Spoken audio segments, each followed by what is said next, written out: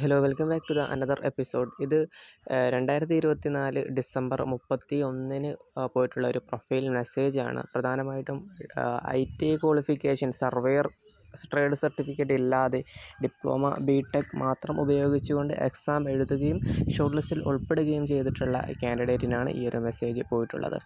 As per the judgement of the honourable supreme court, higher qualification BTech and diploma in civil engineering are not eligible for the post of surveyor. So your register number is deleted from the probability list. Number കൊടുത്തിട്ടുണ്ട്. അത് publish ചെയ്തത് 2/12/2024. Then verification കഴിഞ്ഞിട്ടാണ് ഇത് സംഭവിച്ചിട്ടുള്ളത്. Okay, for the post surveyor grade 2 in Kerala Water Authority, category number 683/2023.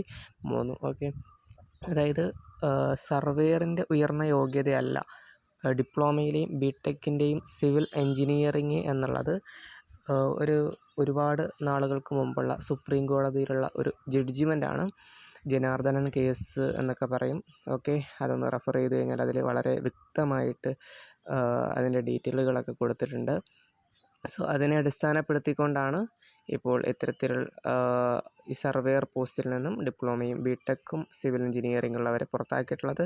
എന്നാൽ national trade certificate, surveyor trade അല്ലെങ്കിൽ NCVT, SCVT, NIC ഇതിലേതെങ്കിലും surveyor trade certificate എടുക്കുകയും അതിനുശേഷം ഡിപ്ലോമ എടുത്തവരുണ്ട്, ബിടെക് എടുത്തവരുണ്ട്. അങ്ങനെ ഒരുപാട് കാൻഡിഡേറ്റ് ഉണ്ട് കേട്ടോ.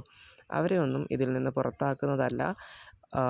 ഈ ട്രേഡ് സർട്ടിഫിക്കറ്റ് ഇല്ലാതെ സിവിൽ ഇതിൻ്റെ ഉയർന്ന യോഗ്യതയാണ് എന്ന് തെറ്റിദ്ധരിച്ചുകൊണ്ട് ചിലർ എക്സാമുകളൊക്കെ എഴുതാറുണ്ട്. അത്തരത്തിലുള്ളവരെയാണ് ഇതിൽ നിന്ന് പുറത്താക്കിയിട്ടുള്ളത്. Okay, thank you.